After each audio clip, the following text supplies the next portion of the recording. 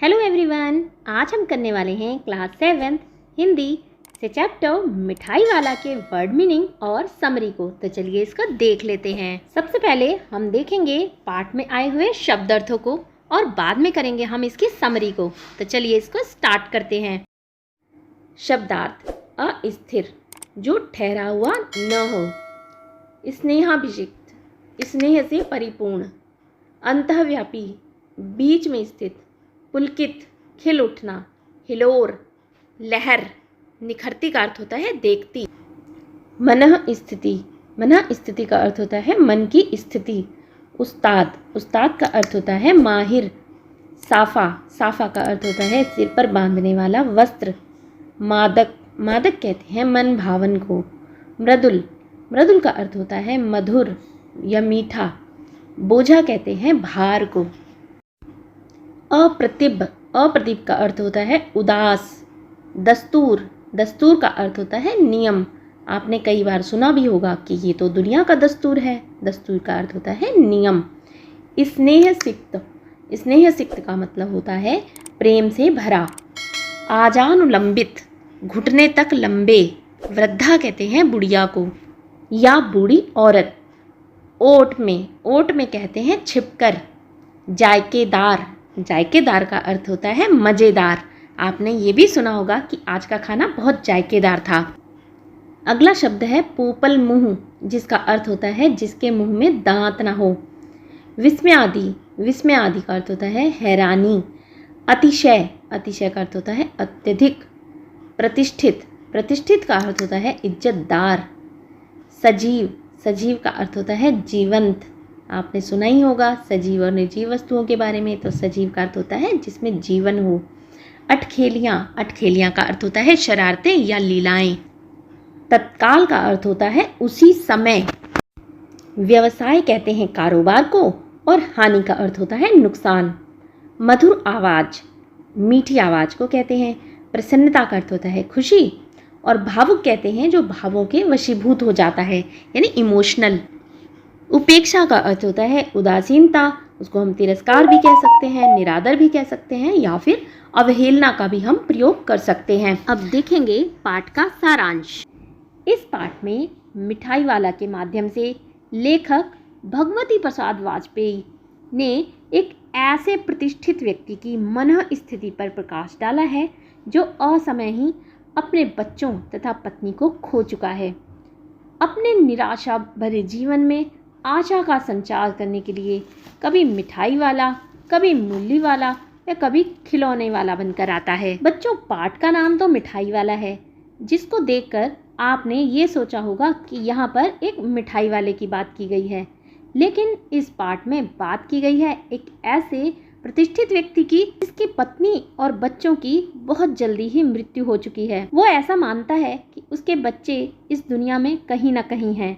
तो इसके लिए वो अपने मन को समझाने के लिए अपने बच्चों की तलाश में कभी मिठाई वाला, कभी मुरली वाला और कभी खिलौने वाला बनकर अपने खिलौने, अपनी मिठाइयाँ और अपनी मुरलियाँ बेचने जाता है। बच्चों के प्रति उसका विशेष लगाव झलकता है। उसे उन बच्चों में अपने बच्चों की झलक नजर आती थी, जिससे उसे संतोष और प्रसन्नता का अनुभव होता था। मिठाई वाला पैसों के लालच में अपना सामान नहीं बेचता था। वह तो बच्चों का साथ पाने व उन्हें खुश करने के लिए उनकी पसंद की तरह तरह की वस्तुएं बेचता था। विजय बाबू के बच्चे चुन्नू मुन्नू एक दिन एक खिलौने वाले से खिलौने लेकर आए। तो उनकी माँ रोहिणी ने उनसे पूछा कि कितने में लाए हो। तो मुन्नू ने बताया कि 2 पैसे में। रोहिणी हैरान थी कि खिलौने वाला इतने बढ़िया खिलौने इतने कम दाम में क्यों बेच गया है। लगभग 6 महीने बाद वही मुरलियाँ बेचने आया। वह मुरली बजाकर सबका मन मोह लेता था। रोहिणी ने भी उसकी मधुर आवाज़ सुनी तो उसने जान लिया कि यह वही खिलौने वाला है। उसने अपने पति से मुरलियाँ खरीदने को कहा। विजय बाबू ने दाम पूछा तो मुरली वाले ने कहा कि वैसे तो 3-3 पैसे की बेचता हूँ, लेकिन आपको 2 पैसे में दे दूँगा। ऐसा कहने पर विजय बाबू उससे कहने लगे कि तुम लोग तो झूठ बोलते हो, सबको 2 पैसे में ही देते होंगे। तो मुरली वाला भी कह उठा कि यह तो ग्राहकों का दस्तूर है कि दुकानदार भले ही हानि में वस्तु बेचे, पर ग्राहक को यही लगता है कि वह लूट रहा है। विजय बाबू ने मुरली के प्रति उपेक्षा भाव दिखाते हुए भी 2 मुरलियां खरीद ही लीं। यह सब बातें सुनकर भी रोहिणी को न जाने क्यों मुरली वाले के प्रति सहानुभूति थी। 8 माह बीतने के बाद एक बार फिर नगर भर में मधुर कंठ फूट पड़ा। बच्चों को बहलाने वाला मिठाई वाला। रोहिणी को पहचानते देर न लगी कि ये वही फेरी वाला है। उसने दादी से कहा, चुन्नू मुन्नू के लिए मिठाई लेनी है, उसे कमरे में बिठाओ। रोहिणी स्वयं चिक्की ओट में बैठ गई। बच्चों, पहले क्या होता था ना, जो महिलाएं होती थी वो घूंघट की आड़ में रहा करती थी और किसी भी पराये आदमी के सामने ऐसे ही नहीं जाया करती थी। और अगर उनको किसी से बात भी करनी होती थी तो वो किसी ना किसी के पीछे छुपकर ही उससे बात करती थी। इस कहानी में भी रोहिणी एक पर्दे के पीछे छुपकर ही उस मिठाई वाले से बात करती है। दादी ने मोल भाव कर गोलियां ले ली, लेकिन रोहिणी के मन में तो उत्सुकता थी कि उसे इस व्यवसाय में क्या बचता है, क्योंकि वह इतने कम दामों पर सामान बेचता था। मिठाई वाले ने कहा कि यही खाने भर को मिल जाता है और कभी नहीं भी मिलता, पर संतोष, धैर्य और असीम सुख जरूर मिल जाता है, और वह यही चाहता भी है। रोहिणी द्वारा उसके घर परिवार के बारे में पूछे जाने पर मिठाई वाला भावुक हो उठा।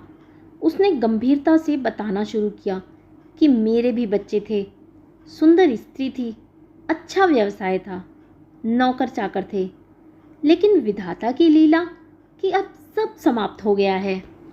बस उन्हीं बच्चों की खोज में निकला है।